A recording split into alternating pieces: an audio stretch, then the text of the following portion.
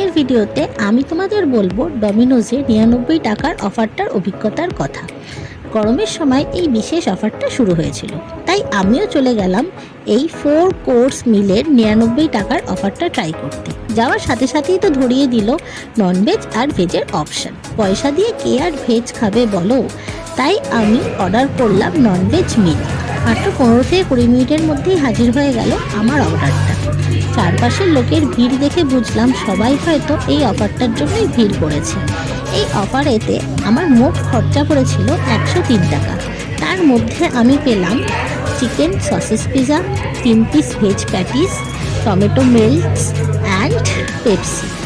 Veg ফ্রেন্ডসদের জন্য রয়েছে ভেজ পিৎজা আর এই সেম কম্বো।